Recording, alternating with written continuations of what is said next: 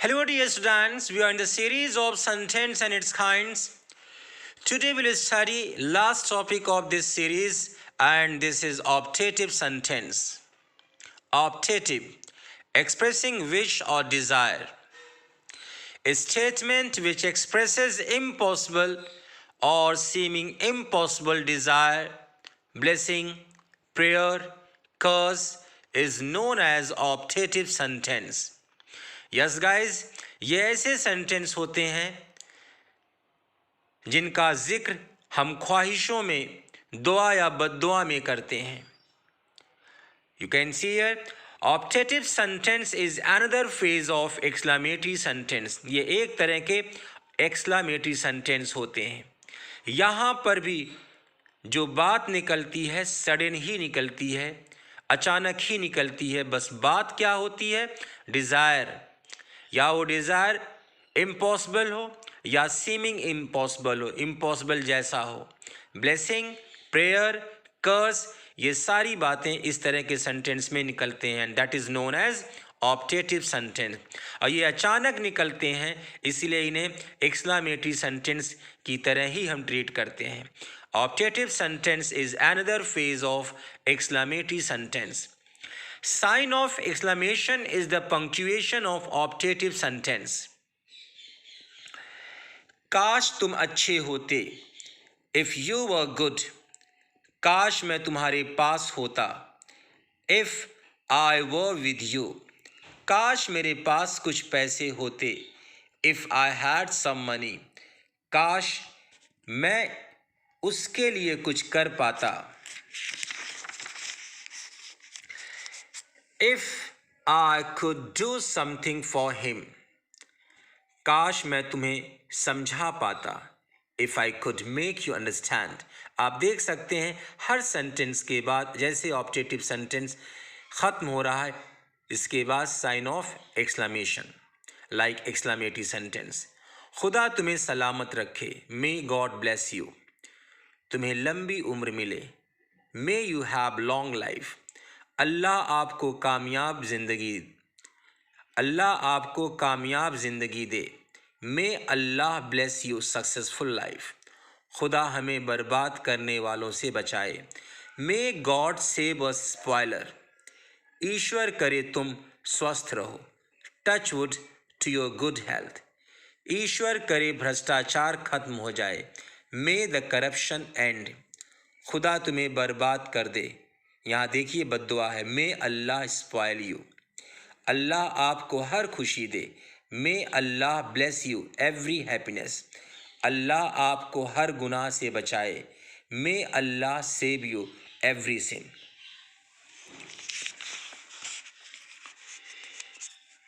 अल्लाह हमें सच्चे रास्ते पर चलाए.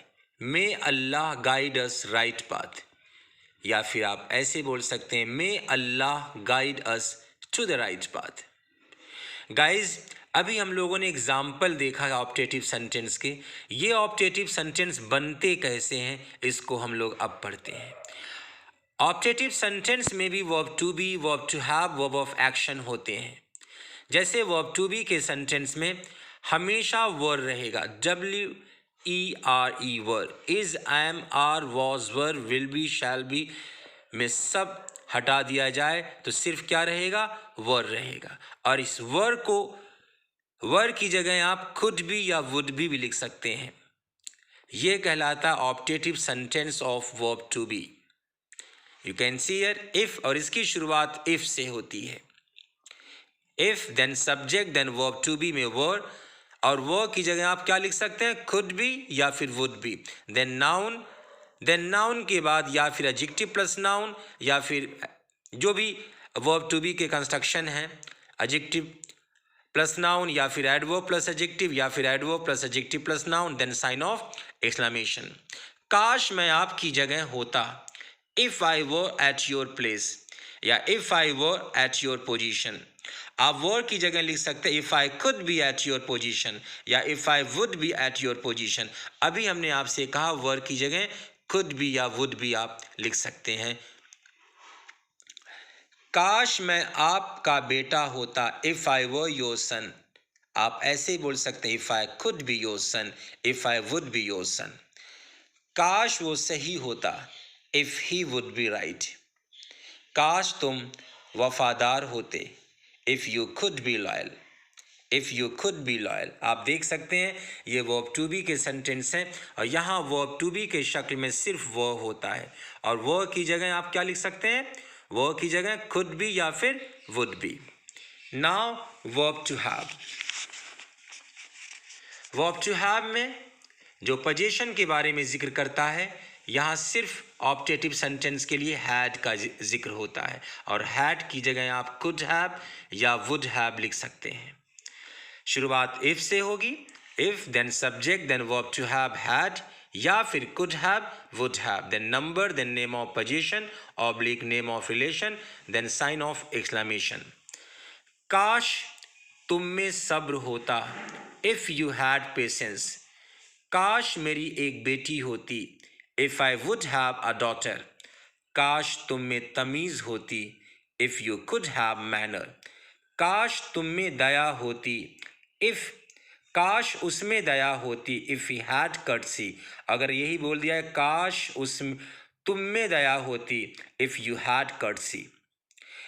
Now optative sentence of verb of action, और वर्ब ऑफ एक्शन के लिए हेल्पिंग वर्ब सिर्फ कुड या फिर वुड का जिक्र होगा। शुरुआत एज यूजुअल इफ से, if then subject then helping verb में कुड या would then main verb then object then complement, after that sign of exclamation.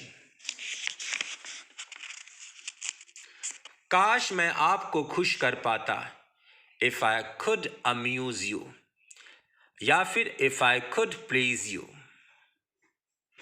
काश मैं उसे दिलासा दे पाता, if I would console him. काश वो मेरे साथ डिनर करता, if he could have dinner with me या फिर if he could take dinner with me. काश तुम वक्त की कदर करते, if you would respect time. Guys ये ऐसे सेंटेंस है जिनकी शुरुआत इफ से होती है। डिज़ायर की बातें, ख्वाहिशों का जिक्र इफ से शुरू होता है। अब अगर ब्लेसिंग या कर्स का जिक्र करना है, प्रेयर का जिक्र करना है, ब्लेसिंग कर्स प्रेयर का जिक्र करना है ऑप्टेटिव सेंटेंस में, तो इनकी शुरुआत मे से होती है। खुदा हमें माफ़ करे, मे गॉड फॉरगिव अस। खूब जियो, may you live very long.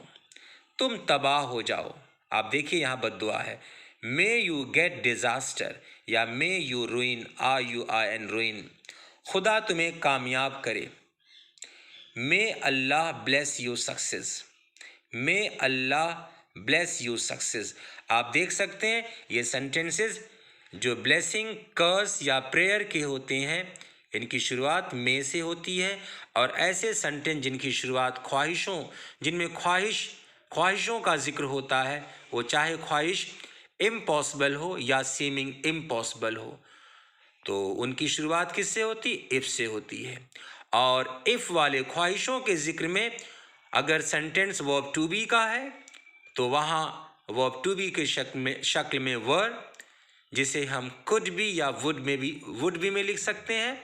और अगर सेंटेंस वर्ब टू हैव का है तो वहाँ हैड या कुड हैव या वुड हैव का जिक्र होगा।